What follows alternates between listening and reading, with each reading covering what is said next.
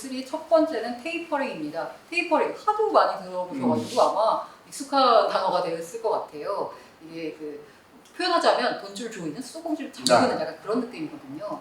그래서 이걸 언제 할 거냐에 대해서 잭슨 미팅에서 연내하겠다라고 파월 의장이 이제 얘기를 했습니다. 그래서 그러면은 대충 한 9월 달에 발표를 해서 한 10월부터 들어가려나 11월부터 하려나 라고 생각을 하고 있었습니다. 그런데 3월에 3일 날요. 지난주 이제 금요일 오후 9시 30분 우리나라 시간으로 미국의 이제 노동부가 8월 비농업 신규 교육 이게 얼마나 늘었냐를 발표를 했는데 쇼크였어요. 쇼크. 너무 안 늘었어요. 안 좋았죠. 예상치가요 한 72만 명 정도였거든요. 네. 그런데 실제 수치는 23만 5천 명 나왔습니다. 그러니까 그 예상치의 한 3분의 1 토막 난 거니까 정말로 많이 못 미친 거고요. 이게 사실 7월 달에 보면 신규 교육이 105만 명이었거든요. 100만 명이 넘겼던 상황에서 갑자기 이렇게 23만 명이 줄어들면서 굉장한 쇼크가 나왔습니다. 사실 신규 교육이 점점점 1월부터 시작해서 점점점 좀 늘어나는 추세에 있었는데요. 갑자기 8월에 확 옵니다. 도대체 왜 이렇게 된 거냐라고 보면 일자리가 가장 많이 감소한 분야를 보니까 서비스업이었어요. 네. 술집, 식당 같은 레저, 접객업의 경우에 8월 일자리 증가가 제로. 하나도 없었던 거죠. 6월과 7월 당시에는 각각 39만 명, 31만 명씩 늘어났거든요. 이러다 보니까 이게 델타 변이가 이게 생각보다 심각한 문제구나 라고 이제 생각을 하게 된 거죠. 이 델타 변이가 미치는 여파에 대해서는 여러 가지 얘기들이 많았었는데 딱 뚜껑을 열고 보니까 정말로 고용 문제가 약간 심각하다라는 거죠. 이 고용 부분에 있어서 근데 이게 두 가지가 있는데요. 이 고용이 안 좋다라고 나오니까 오히려 가격이 반응을 했어요. 더 좋은 쪽으로. 왜냐면 고용 심각하니까 테이퍼링이 늦춰지겠구나 라고 이제 반응을 한 거죠, 시장이. 왜냐면 이제 연준이 보는 두 가지가 있습니다. 하나가 물가, 하나가 고용인데요. 물가는 지금 다 이미 올라가 있어요. 이제 해야 되는 거예요, 테이퍼링을. 근데 이제 고용이 이제 완전 고용까지 갈 때까지 좀 지켜보겠다라고 했었는데 이 고용이 원하는 수준까지 나오지 않아주면서 테이퍼링이 늦춰질 수도 있고 심지어 어떤 곳에서는 연내하기는 좀 어렵지 않겠느냐라는 얘기까지 나오고 있습니다. 다만 다행인 건 뭐냐면요. 만약에 정말 이게 고용이 진짜 안 좋았다라고 하면요. 아예 그냥 다 무너지는 거예요. 증시가. 근데 지금 나온 수치만 놓고 보면 약간 정말 안 좋은데 이게 뜯어보면은 그렇게 안 좋진 않대요. 이게 뭐냐면 임금이 올라간대요.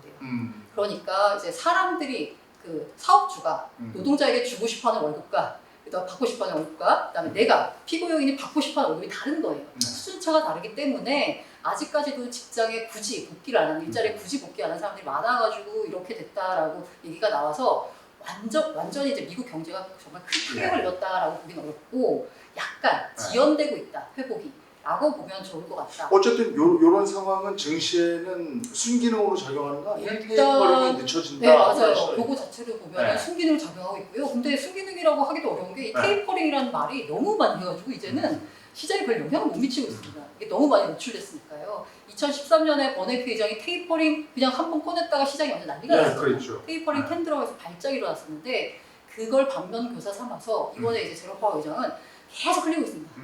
그래서 실제로 테이퍼링을 하게 되면 오히려 시장에 영향이 없을 거다라는 얘기까지 나오고 있어요. 불확실성이 사라져. 네, 맞습니다. 그래서 테이퍼링이 늦춰진다라고 해서 사실 그 지난 주말 미국 시장을 보면은요, 뭐 다우도 약간 떨어졌고 나스닥만 조금 올랐거든요. 사실 기술주가 이 유동성 문제에 있어서는 가장 취약한 분야거든요.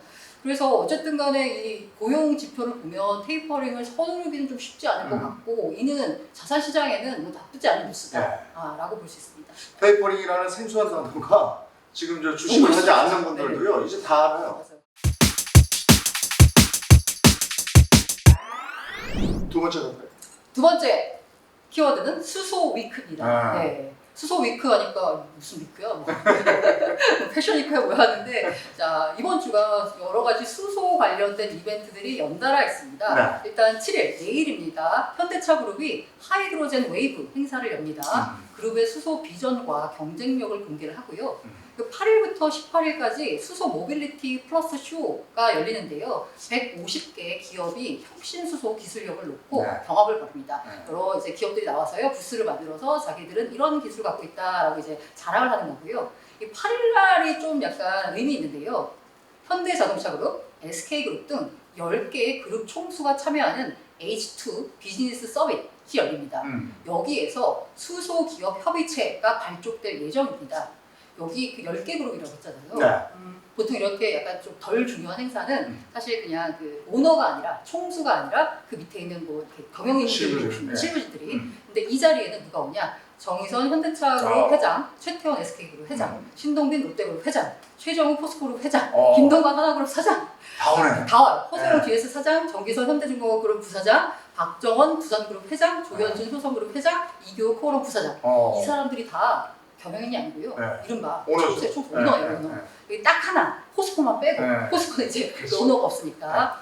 이 정도로 이제 다 모여가지고 지금 수소 기업 협의체를 발족한다라는 거거든요.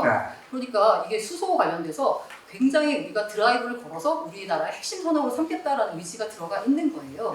그래서 수소 기업 협의체가 지금은 현재 10개의 그룹인데 여기에다가 다른 관련 기업들을 또 추가를 시켜가지고 뭔가 수소 사회 구현을 앞당기겠다라는 이제 그 비전을 보이고 있습니다.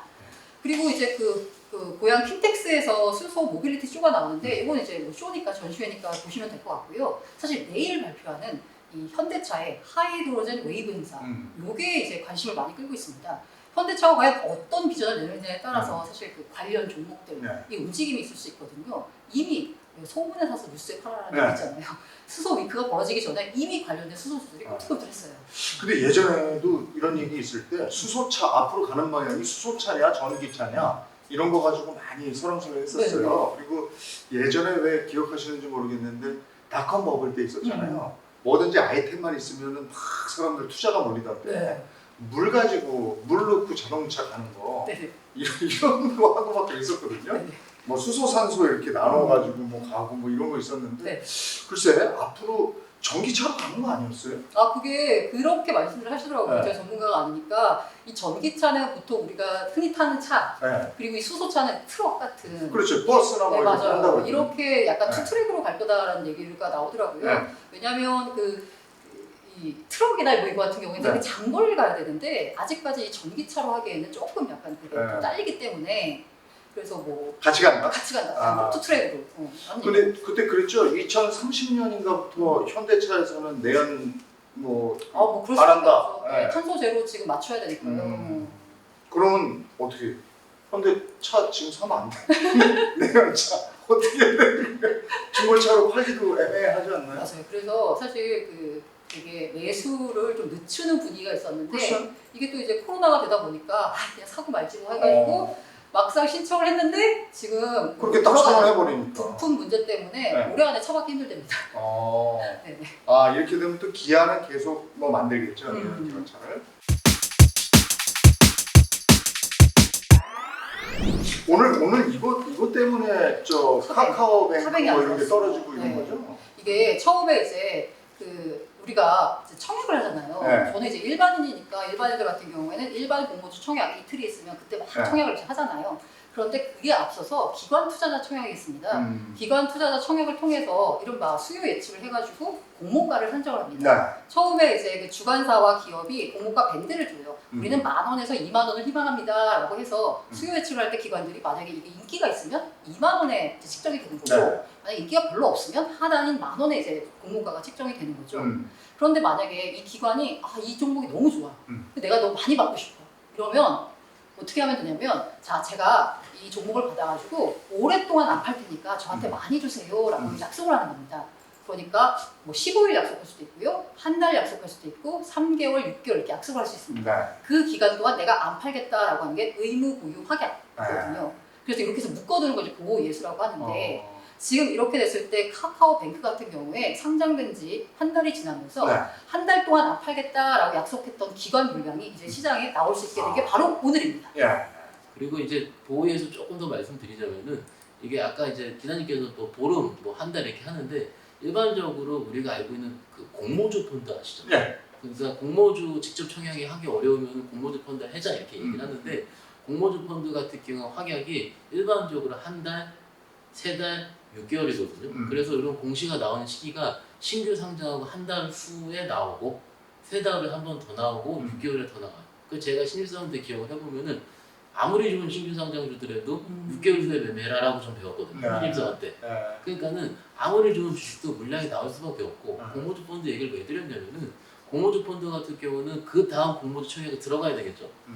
그러면 현금이 만들어야 되고 가입한 고객들한테 수익률을 따박따박 찍히는 걸 보여줘야 돼요. 음.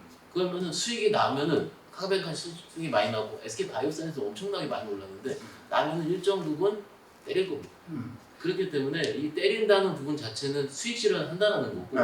그들이 우리 개인 투자자를 갖고 있는 1000주, 1500주 이런 물량이 아니고 몇십만 주씩 때리기 때문에 이게 물량 자체는 그리고 하루에 끝나지 않습니다. 네. 나눠서 빠지기 때문에 그리고 이런 이슈가 나오게 되면 공매도 있지 않습니까? 네. 아, 그렇죠. 그게 또 이게 공매도 일정 부분 전략이에요. 네. 이거를 그렇죠. 이제 주식 용어로 오버행 이슈라고 그러거든요. 네. 오버행 이슈가 뭐냐면 나올 물량이 있다라는 걸 음. 오버행 이슈라고 얘기를 해요. 오버행 이슈가 있는 종목 같은 경우는 그때 맞춰 공매도를 쳐요. 공매도도 치고 매도도 나오고.